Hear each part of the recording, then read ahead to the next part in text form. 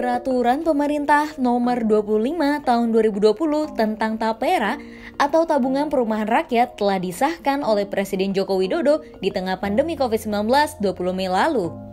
Jika ditarik ke belakang, seharusnya PP Tapera dikeluarkan tahun 2018 lalu. Namun, mengapa baru tahun ini dikeluarkan? Mengapa PP Tapera dikeluarkan saat pengusaha dan pekerja sedang berjuang melawan ekonomi global? Jadi Tapera ini bukan sesuatu yang ujuk-ujuk bahasanya gitu ya, ujuk-ujuk ada atau all sudden tahu-tahu ada gitu ya. Tapi ini udah lama ide ini adalah di mana kehadiran negara tuh sudah ditentukan di Undang-Undang Dasar 45 di pasal 28H gitu ya. Jadi kehadiran negara itu untuk memenuhi kebutuhan rakyatnya dalam untuk memenuhi kebutuhan rakyatnya dalam untuk mempunyai rumah yang layak gitu ya. Pada peraturan pemerintah Tapera, seluruh pekerja wajib menjadi peserta yang penghasilannya dipotong 3% per bulan sebagai iuran simpanan Tapera. Besar iuran yang ditanggung sebanyak 2,5% oleh pekerja dan 0,5% oleh perusahaan. Lalu, bagaimana mekanisme iuran dari Tapera? Bagaimana cara kerjanya Tapera? Yaitu kita sama-sama nabung, kita sama-sama membantu orang satu kelompok itu.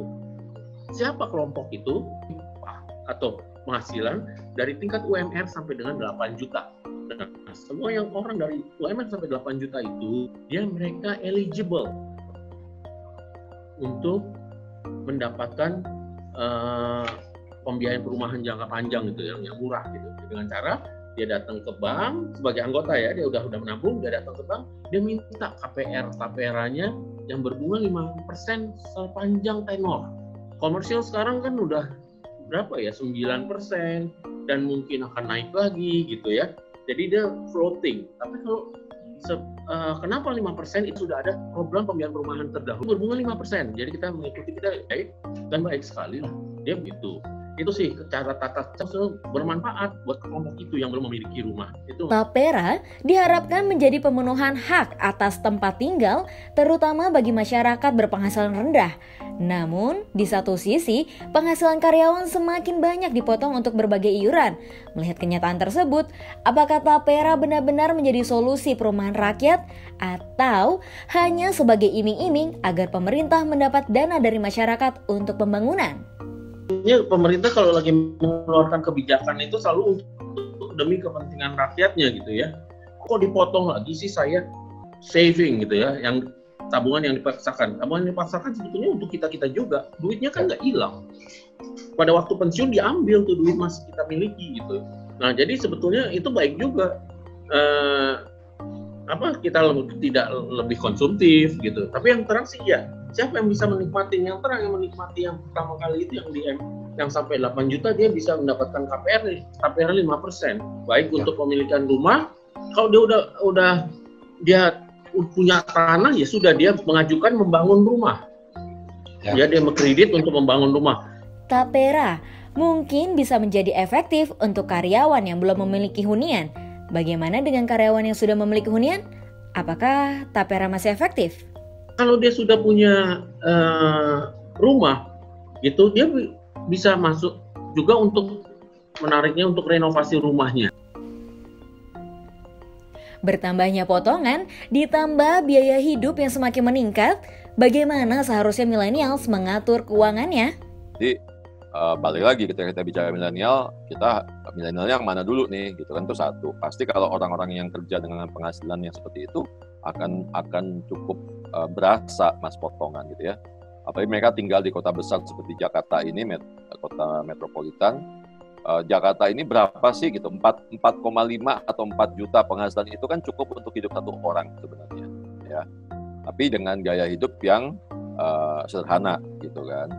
Nah, tapi kalau misalnya millennials gaya hidupnya nggak sederhana, udah pasti akan kesulitan ngaturnya, itu satu. Jadi berapapun potongan yang dia akan terima, baik itu kecil maupun besar, akan tetap dirasa memberatkan kalau dia tidak bisa menerima benefitnya, Mas. Jadi itu yang paling penting itu. Tapi kalau misalnya dia ada kepastian bahwa kamu dipotong ya setiap bulan 150.000 dipaksa buat nabung di rumah, nanti kamu akan dapat mini studio ukuran 12 meter persegi 15 tahun dari sekarang.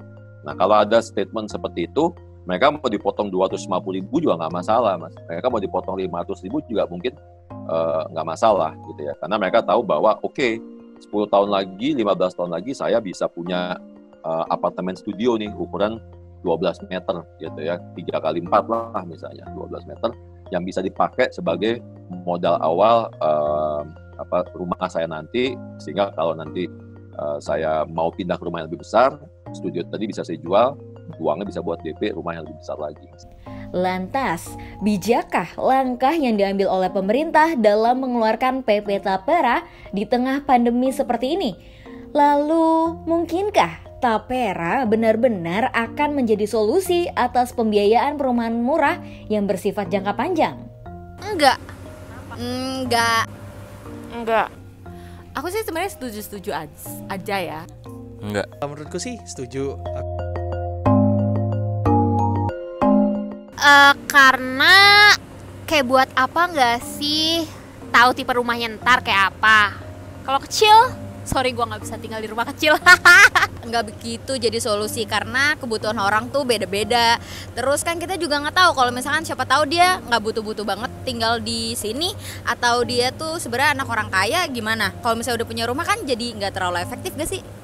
Karena pertama gue udah skeptis duluan sama pemerintah.